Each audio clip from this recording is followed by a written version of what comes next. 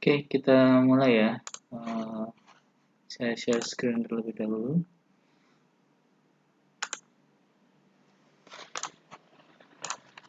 Ya, Assalamualaikum warahmatullahi wabarakatuh. Kita akan melanjutkan materi praktikum, teori kimia farmasi 2. Sebelumnya, mungkin ada pertanyaan yang minggu lalu. Ini sudah saya berikan soal untuk dijawab. Apakah ada pertanyaan dari soal ini?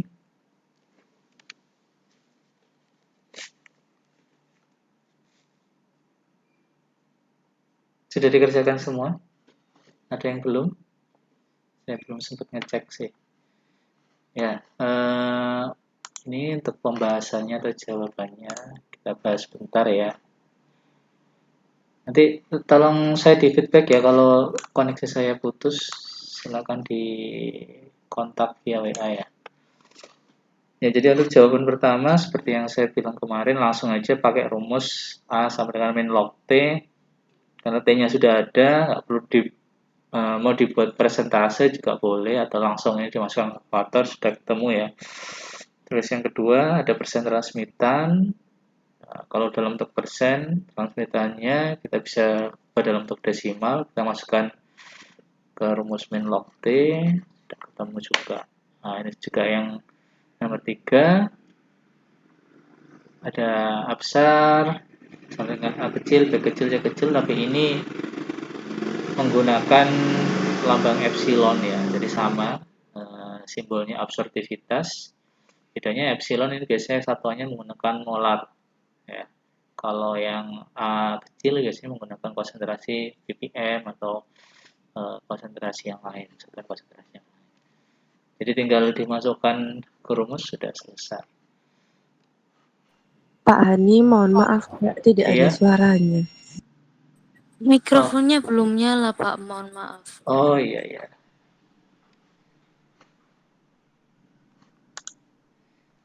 Oke. Oh iya. Oke, baik, saya ulangi lagi ya.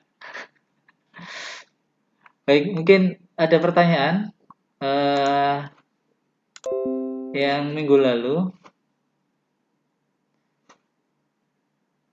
Oke, yang minggu lalu ini sudah saya kasih soal ya. Kita mencari nilai absorbansi dari hasil transmitan. Jadi ini nilai transmitannya sudah diketahui 0,37. Kemudian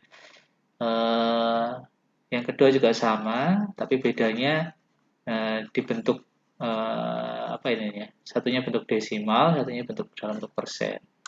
Jawabannya seperti ini, ya.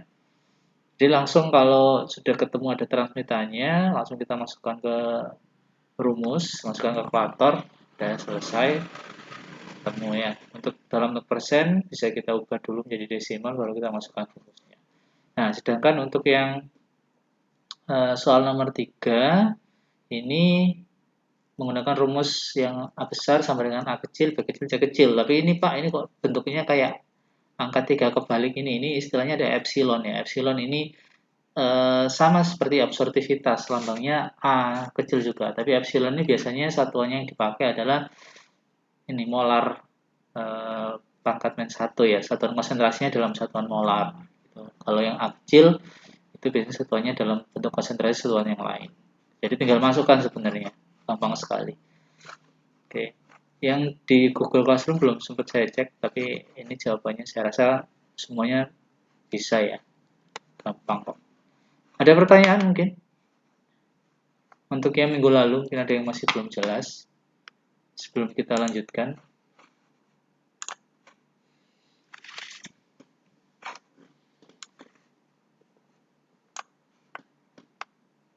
Tidak ada? Halo? Belum ada, Pak. Oke, baik. Kalau belum ada, saya lanjutkan ya. Untuk pertemuan kedua setelah UTS ini, kalau minggu lalu, kita sudah belajar tentang apa itu spektro, ya, spektroskopi, spektrofotometri, kemudian prinsip-prinsipnya. Yang utama adalah prinsip dasarnya adalah interaksi. Nah, jadi ilmu yang mengamati atau istilahnya mempelajari tentang interaksi antara materi ya, berupa senyawa kimia ya, dengan radiasi elektromagnetik berupa cahaya ya. Nah, sehingga nanti kita instrumentasinya nanti pasti ada hubungannya dengan foto atau cahaya. Cahayanya apa? Ya, cahayanya di sini yaitu cahaya sinar ya. Cahaya sinar UV atau cahaya ultraviolet dan juga visible atau sinar tampak. Ya, seperti kemarin yang di minggu lalu untuk UV ini panjang gelombangnya ya, kurang lebih kalau UV itu antara 200 sampai 400 nanometer. Nah, sedangkan visible ini untuk memudahkan mengingatnya adalah antara 400 ya. 400 sampai 800 nanometer. Nah, itu nanti panjang gelombang sinar yang digunakan untuk berinteraksi dengan senyawa kimianya. Ya, foto adalah cahaya. Itu yang kuncinya di situ. Oke, kita lanjutkan. Nah, instrumentasinya tentu saja komponen penyusun utama spektrofotometer ya. Alatnya namanya di spektrofotometer ya. Kalau metodenya namanya spektrofotometri. Yang utama adalah nanti sumber cahaya. Nah, nanti sumber cahayanya berarti ada berapa? Ada dua, yaitu sumber cahaya UV dan sumber cahaya visible. Artinya nanti sumber cahaya yang bisa memancarkan sinar ultraviolet dan sinar tampak dengan panjang gelombang yang tadi saya sebutkan di awal tadi. Nah, terus kemudian yang kedua, komponen penyusun utamanya adalah monokromator. Monokromator ini nanti yang akan memisahkan dari panjang gelombang yang banyak tadi. Nah, istilahnya kan dari 200 sampai 800 totalnya ya. Itu nanti akan diambil cuma satu panjang gelombang. Satu lambda, satu panjang gelombang. Nah, itu namanya monokromator. Nah, mono kan satu, kromator itu warna. Nah, kalau tahu lagunya Tulus itu kan warna, tapi dia nyebutannya hitam dan putih, harusnya ya satu saja warnanya gitu kan. Monokromator. Ya, dia memilih dari yang istilahnya ini warnanya banyak ya. Ya, istilahnya warnanya dari merah, kuning, hijau terus ada ultraviolet itu dipilih hanya satu warna. Hanya satu warna atau satu cahaya saja dengan satu panjang gelombang. Ya. Hanya dengan satu panjang gelombang. Gitu. Terus setelah itu ada namanya kompartemen sampel. Ya, ini kompartemen sampel. Atau kalau dalam instrumen nanti dia disebut kuvet, alatnya namanya kuvet. Nah, ini panjang kuvetnya atau lebar kuvetnya di belahan dunia manapun itu dibuat sama ya, 1 cm. Biar apa? Biar nanti ketika dimasukkan dalam rumusnya Lambert-Beer yang kemarin kita bahas itu panjang B-nya nilainya 1. Jadi nanti dia bisa diabaikan. Sehingga nanti yang berpengaruh hanya di absorban, kemudian konsentrasi. Nah, Pak, yang A kecil, absorptivitasnya gimana, Pak? Nah, itu makanya fungsinya ada standar. Jadi untuk mengukur sampel harus ada standar. Sampel dan standar senyawanya sama, sehingga yang A kecil pun bisa diabaikan, gitu ya. Nah, kemudian yang kompartemen atau komponen terakhir yang utama adalah nanti detektor. Nah, detektor inilah nanti yang bisa menangkap pancaran sinarnya tadi. Jadi ini misalkan sinar tadi ya, seperti kemarin kalian nyanter larutan gitu kan, larutan sirup. Nah, kemudian ada beberapa yang diserap di sini, yang kemarin ada yang tereksitasi dan sebagainya. Nanti sisanya itu akan ditangkap oleh detektor. Nah, Nah, sinyal-sinyal yang berupa cahaya tadi sama detektor akan diubah menjadi bentuk matematis ya, sehingga nanti bisa dimunculkan ke readout berupa angka. Jadi langsung dihitung sama si detektornya, ditangkap, terus kemudian dimasukkan ke amplifier, dikuatkan, terus diubah secara matematis sinyalnya tadi berupa angka. Jadi akan muncul angka absorbannya 0, sekian atau transmitannya sekian persen. Oke, alatnya seperti ini. Ya, ini alatnya. Jadi di sini nanti ada kuvet di sini. Nah, di dalamnya sini tuh ada radiasi sinar dari sumber cahaya yang tadi ya. Kemudian mengenai sampel kompartemen di kuvetnya itu, terus ada detektornya. Nah, tiap alat spektrum mungkin beda-beda ya. Yang kita punya dia split beam ya. Sempat saya jelaskan. Jadi itu sebenarnya single beam tapi yang kompartemennya bisa muter. Jadi tempat kuvet sampelnya itu bisa muter-muter sesuai dengan keinginan kita. Tapi berkas cahayanya cuma satu. Kalau double beam, berkas cahayanya nanti dibagi menjadi dua. Nanti ada setelah ini. Oke. Kalau ada pertanyaan langsung bisa di skip ya saya ya. Oke. Nah, selanjutnya kita akan membahas tentang sumber cahaya. Nah, sumber cahaya ini ada syaratnya. Jadi yang pertama, mencakup semua kisaran pengukuran di daerah UV dan visible. Nah, berarti kita harus mencari sumber cahaya atau lampu yang dia bisa memiliki radiasi pada panjang gelombang UV dan visible. Nah, lampunya itu sebenarnya ada buahnya ya, ada macam-macam. Tapi yang paling sering nanti yang dua ini yang di bawah ini. Kemudian syarat yang kedua, intensitas sinar yang kuat dan stabil pada keseluruhan panjang gelombang. Jadi di panjang gelombang yang rendah pun, yang kecil, di panjang gelombang yang tinggi pun, semuanya intensitasnya sama kuatnya. Gitu. Nah, apa lampunya atau sumber cahayanya? Kalau UV namanya lampu deuterium. Nah, lampu deuterium. Atau biasanya dinamakan lampu D2. Nah, dapat menghasilkan cahaya dalam daerah 160 sampai 320 nanometer. Nah, tadi misalkan bilang, Pak, tadi kan katanya Pak Ani 200 sampai 400, ya itu memudahkan aja untuk kita bisa mengingat ya 200, 400, 400, 800. Tapi sebenarnya dia bisa realnya itu bisa di daerah ini 160 sampai 320. Nah, jadi yang daerah 400 nanti sebenarnya dia sudah masuk sini. Nah, gitu. Nah, kalau visible lampunya adalah lampu tungsten. Nah, tungsten halogen menghasilkan cahaya tampak pada panjang gelombang 350 sampai 800 nanometer. Gitu ya. Nah, yang perlu diketahui menjadi catatan penting ketika kalian menggunakan instrumen spektro, ini kan sumber cahayanya berupa lampu ya. Pernah tahu lampu di rumah kalian, setiap saat lampu semakin lama itu semakin redup. Dia punya namanya lifetime. Ya, lampu itu punya namanya lifetime.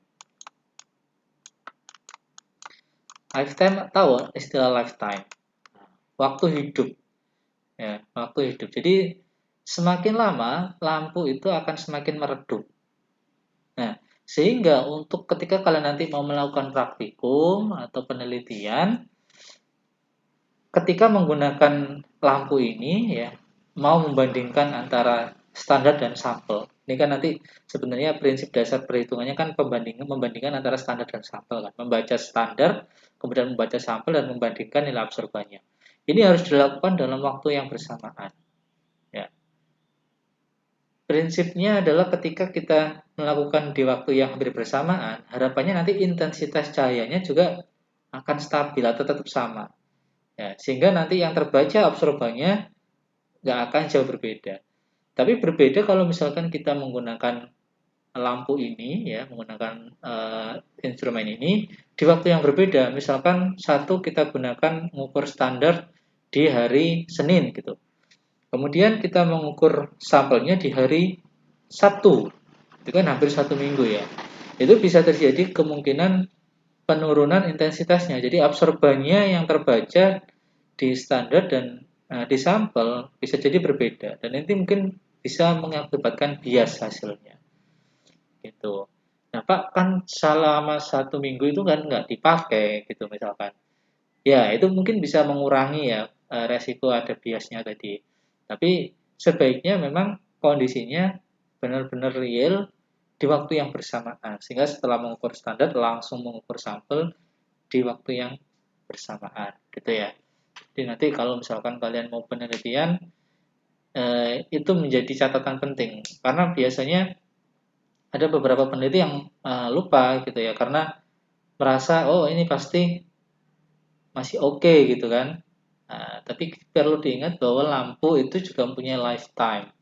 Gitu. Apalagi kalau apa namanya istilahnya penggunaan instrumen spektro ini high season ya. Jadi banyak gitu yang menggunakan. Jadi dalam satu hari bisa sekian jam gitu kan. Sehingga pasti akan terjadi penurunan intensitas dari sumber radiasinya. Gitu. Yang harus menjadi catatan penting itu nanti. Kemudian next. Nah, selanjutnya adalah monokromator.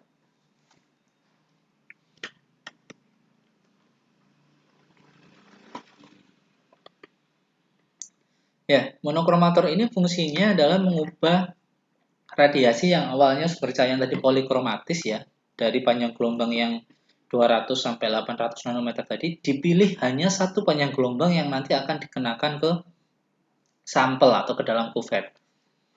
Ya, ada dua macam monokromator yang biasanya digunakan. Ya, yang pertama yaitu monokromator prisma dan kisi diffracting. Ya.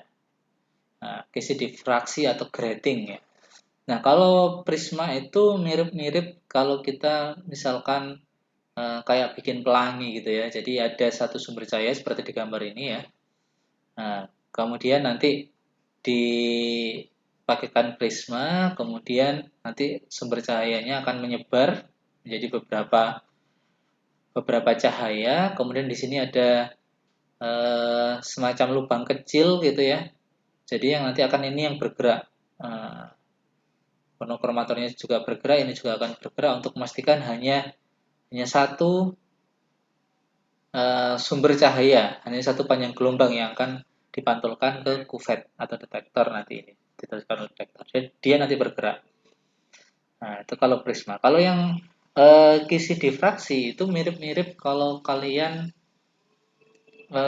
lihat headlampnya sepeda motor gitu ya. Jadi dia banyak kayak ada cermin kecil-kecil gitu ya.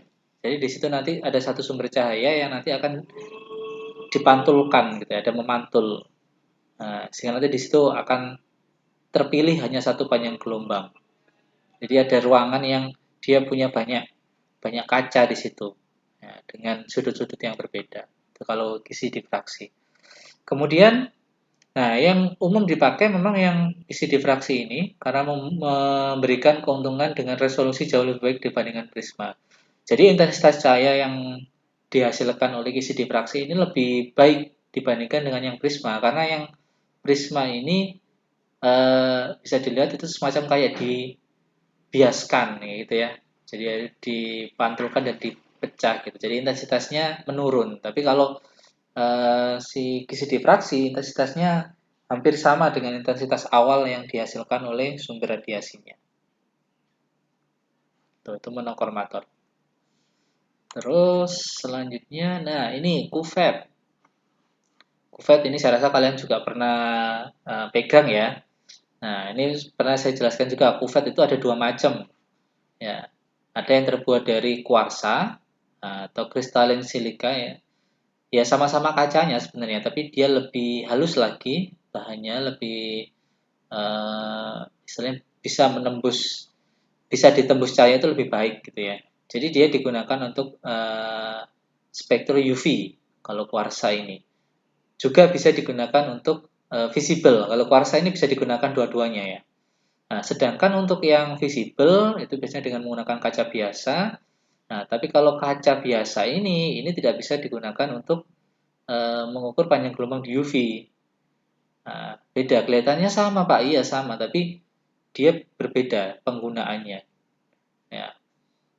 Ciri-cirinya biasanya kalau kuarsa itu ada tulisannya di pojoknya itu ada Ki atau S.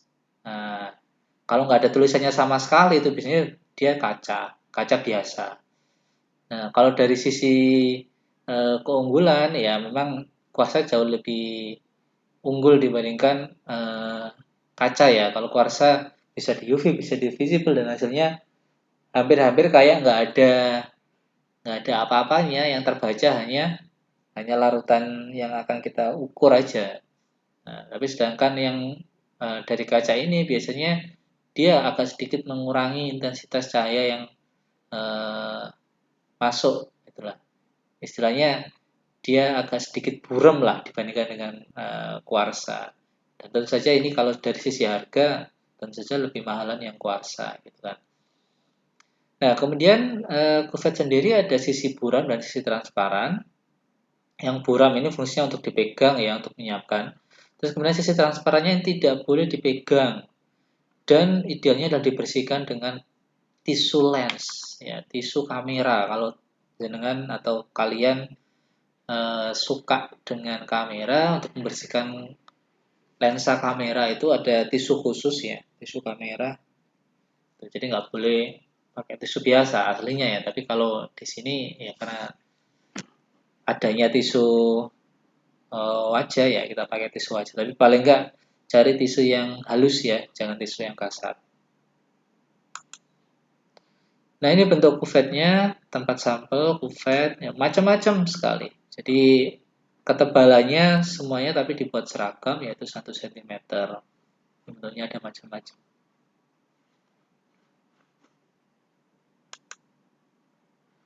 Oke, selanjutnya yaitu detektor. Ya, ini instrumen yang bisa dibilang menjadi pembeda ya antara instrumental dengan yang konvensional. Kalau konvensional seperti titrasi itu kan detektornya kita adalah mata ya. Mata kita membedakan, oh ini sudah tidak titrasi, warnanya sudah berubah jadi merah gitu kan. Nah, sedangkan kalau yang di instrumen spektro ada detektor ya. Ini yang nanti bisa menangkap radiasi elektromagnetik dan merubahnya menjadi sinyal listrik dan menjadi angka ya. Jadi angka ada berapa 0, sekian, absorbannya 0, sekian, kemudian transferannya sekian persen, itu ini fungsinya detektor. Nah, detektor sendiri itu ada berbagai macam ya. Nah, ada yang foto multiplier tube, ada foto diode array gitu kan. Nah, yang paling sering ya dua ini, tapi selain itu sebenarnya juga ada. Ya, jadi dia menangkap intensitas cahaya, terus kemudian diubah menjadi sinyal listrik. Nah, sehingga kalau misalkan kalian preparasinya berantakan, kayak mungkin kelompok saya minggu sebelum TS itu pasti akan kelihatan. Jadi kalau secara kasat mata kalian mimpetnya salah gitu misalkan, di secara kasat mata nggak kelihatan. Oh ini antara 2, 4, 6, 8, 10. Nggak ada bedanya, warnanya sama-sama jernihnya. Tapi ketika sudah diukur pakai instrumen ini, oh kelihatan. Oh yang ini bermasalah. Nah, seri yang ini bermasalah, seri yang itu bermasalah, itu kelihatan. Nah, bahkan mungkin oh semuanya ini salah semua, itu nanti kelihatan. Jadi makanya untuk ke depan ya, kalau kalian misalkan pengen ada yang mengambil bidang penelitian di kimia, harus benar-benar akurat dan teliti ya secara kuantitatif. Sudah saya bilang berkali-kali, bayangkan bahwa larutan yang kalian buat itu satu tetesnya itu sangat berharga gitu. Jadi jangan sampai ada yang tertinggal satu tetes pun, atau bahkan ketambahan satu tetes dari senyawa lain, atau mungkin bahkan air liur kita muncrat gitu ya. Jangan sampai gitu. Karena itu bisa nanti terdeteksi di sini.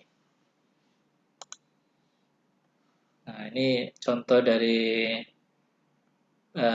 detektor PMT dan PDA ya, photodioder.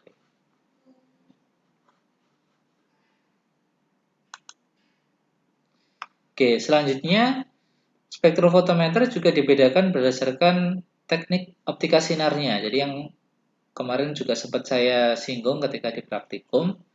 Nah, alat yang kita miliki, instrumen yang kita miliki itu semuanya adalah yang single beam ini ya, aslinya.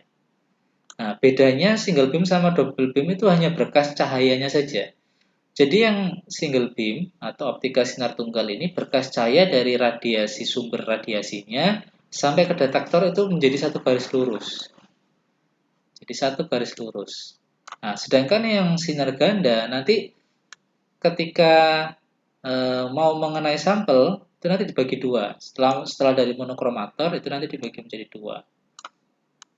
Nah, ada dua kuvet lah istilahnya ya. Satu ini biasanya kita bisa isikan dengan belangko. Satu kita isi dengan sampel atau standar. Nah, baru nanti ini masuk lagi dan nanti bisa langsung dikurangkan. Ya. Jadi yang terbaca sudah fix hasil standar dan sampel aja.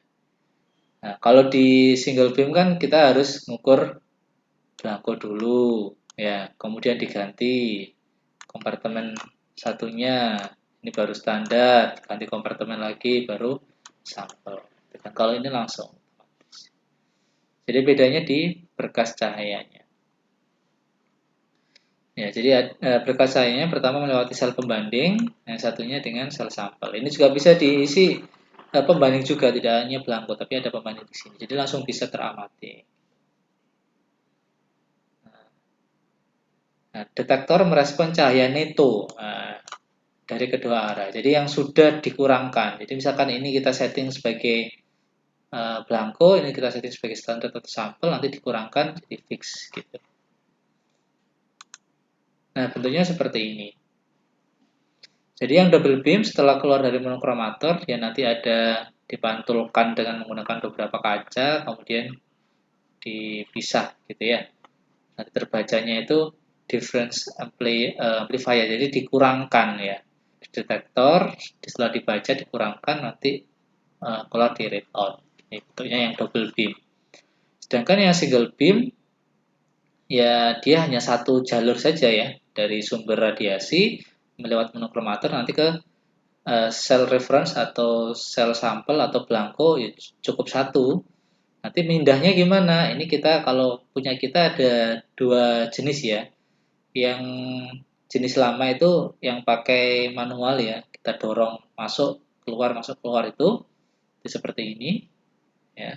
Jadi misalkan ini yang pertama, kompartemen pertama kita kasih belangko, kompartemen kedua kita kasih sampel, kompartemen ketiga lagi di sini kita kasih standar gitu.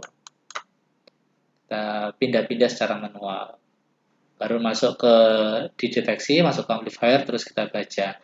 Nah, sedangkan yang terbaru yang kita punya alat spektro yang baru itu dia split beam istilahnya. Jadi single beam tapi si kompartemennya ini dia berputar. Jadi ini kan lurus seperti ini. Kalau itu kompartemennya berputar. Nah, kompartemennya berputar. Oke. Nah, ketika kita klik misalkan satu gitu ya, nanti yang belangko itu nanti akan dibaca. Kemudian kalau kita klik dua, belangko atau kompartemen kedua yang terbaca. Begitu juga sampai ke 6 kompartemen, ada 6 kompartemen. Dan itu juga bisa disetting secara otomatis ya, langsung membaca ke 6-6-nya terus ditampilkan di tabel juga bisa. Jadi lebih praktis dibandingkan dengan yang double beam atau single beam yang konvensional ya. Jadi itu keluaran terbaru dari alat spektro yang kita punya ya. Oke. Ada pertanyaan mungkin sebelum saya lanjutkan?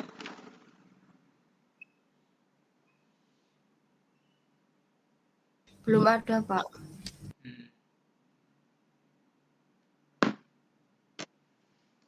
Oke, baik saya lanjutkan. Nah, Sekarang kita tadi sudah bahas tentang instrumennya, sekarang kita bahas tentang bagian-bagian lain yang juga nanti ada hubungannya dengan instrumen. Nah, yang pertama ada istilahnya larutan belangko. Nah, kemarin waktu kalian praktikum itu kan saya minta untuk membawa belangko kan. Mana belangkonya gitu kan. Belangko itu apa sih? Kalau di dunia kerja mungkin belangko itu ya semacam form kosong gitu ya. Formulir kosong. Nah, kalau di sini belangko itu memang istilahnya adalah larutan yang kosong. Kosong dari apa? Kosong dari bahan aktif atau senyawa sampel yang akan kita ukur, yang akan kita analisis. Jadi belangko ini biasanya merupakan larutan yang kita gunakan untuk melarutkan. Tujuannya apa ini? Untuk mengoreksi, untuk mengoreksi pengaruh atau gangguan yang ada dalam pelarut. Jadi maksudnya adalah bisa jadi kalau kita menggunakan pelarut ya, pelarutnya misalkan ada HCl, ada misalkan HCl, ada etanol, misalkan bisa etanol, atau mungkin NaOH gitu ya, atau pelarut-pelarut yang lain. Nah, di dalam larutan HCl, etanol, sebagainya ini bisa jadi ada senyawa atau serapan yang muncul nanti. Jadi logikanya memang ini tidak ada serapannya, tidak ada absorbannya, tapi untuk menjaga, untuk mengoreksi siapa tahu di belangko atau di larutan pelarut yang kita pakai itu ada pengotornya atau ada cemarannya, ada impuritiesnya, sehingga kita harus menggunakan belangko untuk mengenolkan. Ya.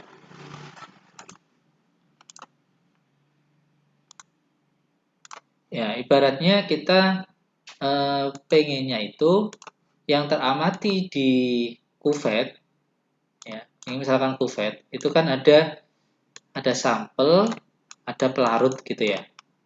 Nah, yang kita amati pengennya itu hanya sampel atau standar ini saja, pelarutnya ini tidak kita amati.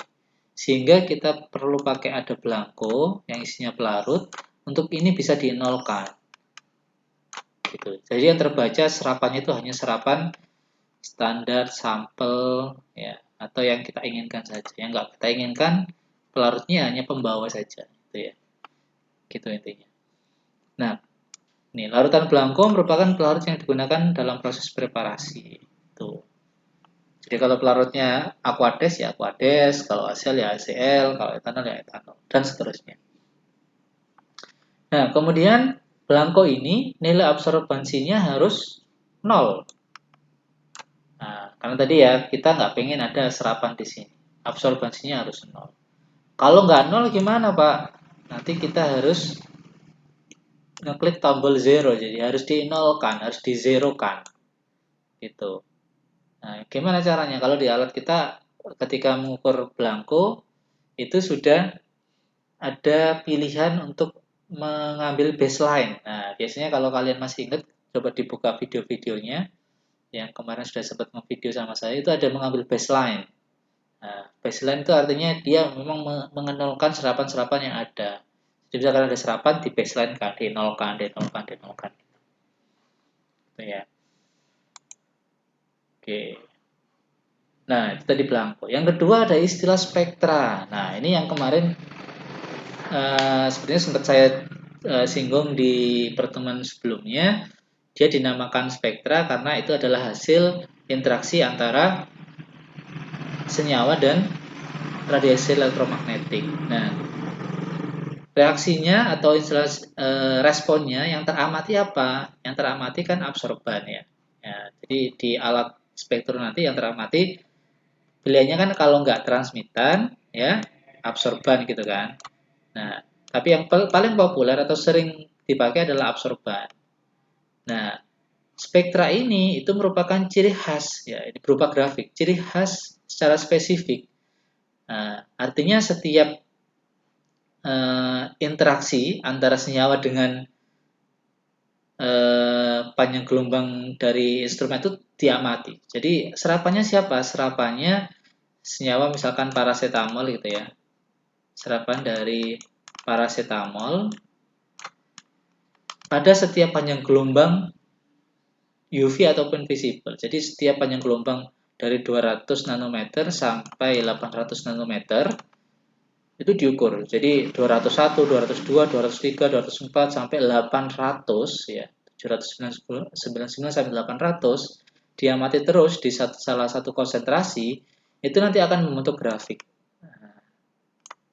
Yaitu grafik panjang gelombang ya dari tadi ya 200 sampai 400 terus sampai 800 ya. Versus Y-nya adalah absorban. Ini panjang gelombang, ini absorban. Nanti akan membentuk suatu grafik ini misalkan. Nah, inilah yang dinamakan spektra ya. Jadi berupa grafik yang menyajikan hasil serapan suatu senyawa pada setiap pembacaan tentang gelombang yang sudah ditentukan. Oke. Itu namanya spektra. Dan setiap spektra ini punya ciri khas. Ya, paracetamol, kofein yang kita pernah pakai ya, misalkan asam efenamat, vitamin C itu punya ciri khas. Nah, contoh ciri khasnya apa? Misalkan paracetamol, dia bentuk spektranya ada puncak di 243. Kalau kofein ada puncaknya di 270 sekian. Kalau CTM misalkan itu ada 3 panjang gelombang, 3 puncak ya. Jadi bentuknya bisa seperti ini ya. Nah, atau bentuknya ada yang lain, bentuknya seperti ini. Nah, gitu. Jadi ini merupakan ciri khas. Nah, dan kita juga bisa menjadikan ini sebagai parameter kualitatif. Gimana Pak parameter kualitatif maksudnya? Jadi maksudnya ketika kita mau menganalisis suatu senyawa ya misalkan paracetamol ya kan saya kasih contoh yang sering kita pakai ya. Misalkan paracetamol standar ya antara panjang gelombang dengan absorban ya. Itu bentuknya standarnya seperti ini misalkan. Nah, kemudian di sampel ya panjang gelombang versus absorban bentuk spektranya ternyata gini. Nah, jadi yang sampel ini misalkan standar ya. Ini sampel misalkan. Nah, kita bisa lihat bahwa sampel itu ya kalau dibandingkan dengan standar gak ada sama-samanya sama sekali sih ya kan. Nah, artinya di sampel ini bisa jadi tidak mengandung paracetamol gitu ya. Itu secara kualitatif. Jadi secara kualitatif. Tapi tidak menutup kemungkinan yang punya grafik spektra seperti ini tidak hanya paracetamol gitu ya. Tapi ini bisa dijadikan salah satu parameter kualitatif. Gitu. Jadi kalau kalian nanti misalkan mau mengamati vitamin C di minuman energy drink misalkan. Ketika kalian amati vitamin C-nya antara standar vitamin C murni dengan hasil ekstraksi energy drink kalian, spektranya nggak sama. Berarti yang kalian ekstraksi itu bisa jadi belum ada vitamin C-nya, gitu. Nggak ada vitamin C-nya, gitu ya. Ya, jadi itu. Jadi spektra ini bisa dijadikan sebagai parameter uji kualitatif untuk spektrofotometri ya. Nah, kemudian setelah ada spektra ada istilahnya lambda maksimum atau panjang gelombang maksimum. Apa itu panjang gelombang maksimum? Nah, kemarin kan ketika kita sebelum melakukan analisis kan cari dulu panjang gelombang maksimum, gitu kan. Nah, panjang gelombang maksimum itu kalau secara istilah itu merupakan panjang gelombang yang memiliki nilai absorbansi tertinggi dari satu senyawa. Jadi kan ada grafik gitu kan antara panjang gelombang sama absorban. Nah, itu yang memiliki absorban tertinggi atau memiliki puncak tertinggi itu namanya panjang gelombang maksimum.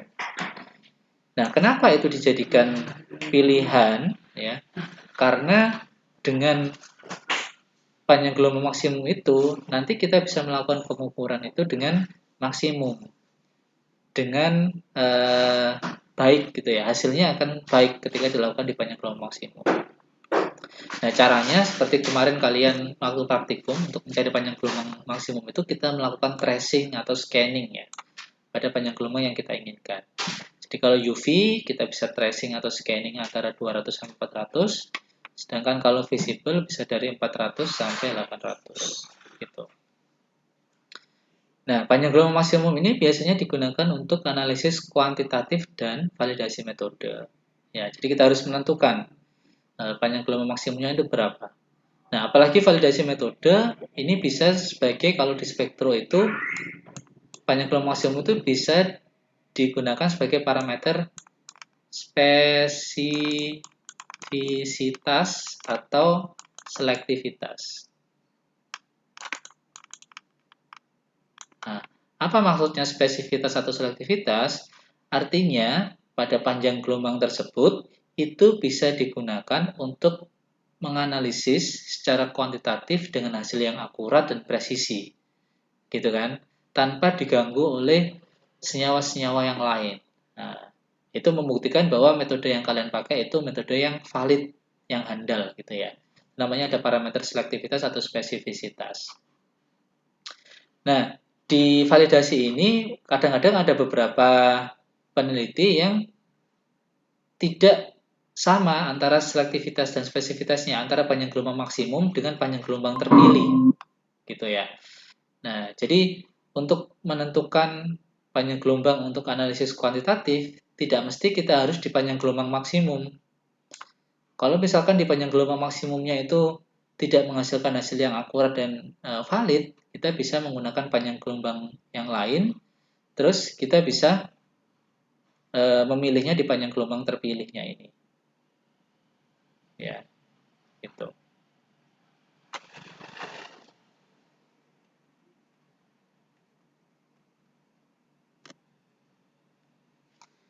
Oke, ada pertanyaan? Kalau belum, saya izin sebentar ya. Iya. Ini ada. Iya. Ini benar Bapak Hani. Ini Pak Hani ya.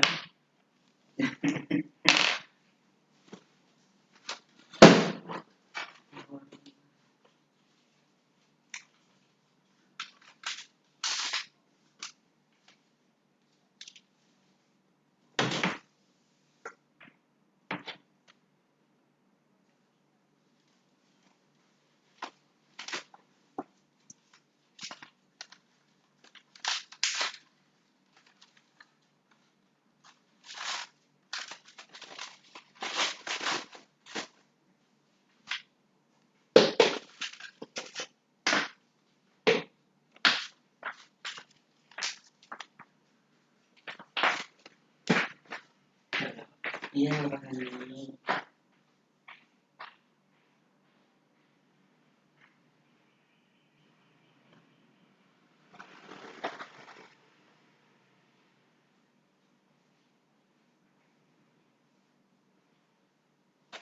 Iya. Yang bersih. Iya. Di mana gitu? Iya silakan yang bersih di situ. Udah istilahnya nanti kita ujian kita kalau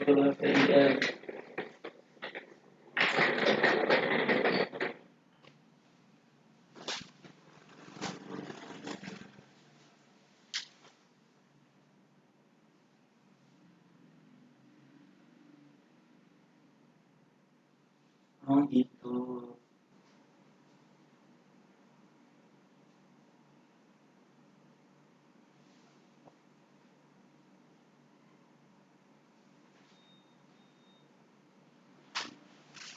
Aduh pusing. Dari ya Pak Hani. Nih sekarang ini kan sudah ya. Dan kalau saya pakai dengan ya, kamu dengerin aja. Oke, baik. Maaf ya. Tadi harus ada tamu sebentar. Baik, kita lanjutkan. Mungkin ada pertanyaan sebelum saya lanjutkan?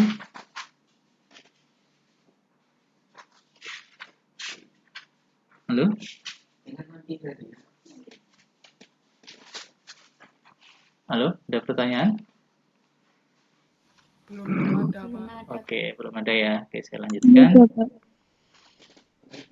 Nah, selanjutnya kita akan ke aplikasi spektrofotometri UV vis pada pengukuran sampel ya.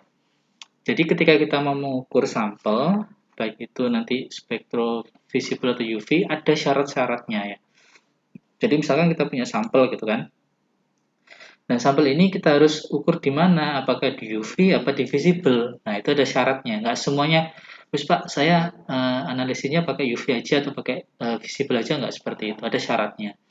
Nah, syaratnya seperti apa? Yang pertama, kalau kita punya senyawa ya, yang dia berwarna, ya, misalkan kita mengamati suatu senyawa, pengen mengamati suatu senyawa yang senyawa itu berwarna, itu bisa langsung secara otomatis kita bisa menggunakan sinar tampak karena berwarna. Nah, syarat kedua nanti larutannya harus bening, ya, bening dan berwarna gitu. Nah, kemudian pelarut yang kita gunakan nanti berarti pelarut yang tidak ada tidak ada kemampuan untuk menyerap warna. Karena ada beberapa pelarut yang dia bisa menghilangkan warna. Contohnya apa? Contohnya HCl atau asam ya. Kalau kita punya senyawa yang dia punya warna, terus kemudian dia sudah bening ya, sudah berwarna, tinggal kita kan harus melarutkannya kan. Nah, ini sifatnya asam. Nah, coba kalian lihat Baiklin gitu kan, atau ya pemutih itu kan, pasti dia memiliki kandungan asam untuk menghilangkan warna. Nah, itu nggak boleh. Jadi harus pakai pelarut yang tidak menyerap sinar tampak atau tidak menyerap warna. Bisa pakai apa? Pakai Aquades, atau kalau nggak bisa NaOH masih bisa gunakan. Jadi kalau kondisi basah masih bisa. Kalau kondisi asam itu yang nanti warnanya bisa hilang. Nah, terus kemudian kalau yang UV Pak. Nah, UV ini syaratnya dia bisa menyerap sinar UV ya pada panjang gelombang ini jika apa? Jika dia memiliki senyawa yang punya gugus kromofor istilahnya. Ya, gugus kromofor. Gugus kromofor. Gugus kromofor itu apa? Gugus kromofor itu gugus yang dia bisa bertransisi ya seperti yang kita sebutkan kemarin dari N ke P bintang, P ke P bintang atau N ke sigma bintang. Ya. Contohnya apa? Dia memiliki ikatan rangkap. Nah, ikatan rangkap itu utamanya ikatan rangkap terkonjugasi. Rangkap terkonjugasi. Apa ikatan rangkap terkonjugasi itu? Ikatan rangkap tunggal. Nah, contohnya yang paling gampang itu adalah yang di benzen. Pernah tahu benzen ya? Seperti ini. Nah, ini adalah ikatan rangkap tunggal, rangkap, gitu ya. Ini benzen. Nah, sehingga nanti dia bisa menyerap radiasi sinar elektro atau radiasi ultraviolet dari sumber cahayanya ini. Itu syaratnya. Kemudian larutan tersebut bening dan tidak berwarna. Ya, jadi kalau dia berwarna ya berarti ini bisa kacau nanti diamati di panjang UV ini kacau. Jadi harus balik lagi ke visible biasanya. Gitu. Itu syarat-syarat utamanya. Syarat yang lain ada tapi yang utama ini dulu untuk menentukan sampel saya ini mau diamati di panjang gelombang UV atau visible. Gitu ya.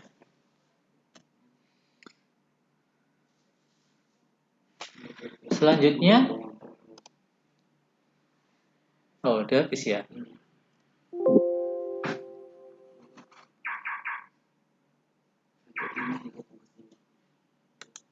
Oke, jadi itu tadi tentang instrumen.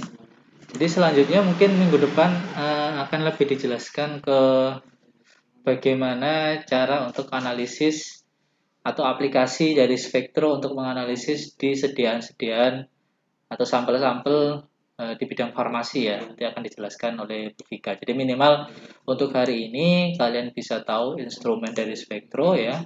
Komponen utamanya adalah ini, ya, ada sumber cahaya, monokromator, kompartemen sampel, dan detektor. Ya. Terus kemudian ada tambahan yaitu readout ini ya. Jadi paling nggak minimal kalian paham lah. Baik, mungkin itu saja. Ada pertanyaan? Belum ada, Pak.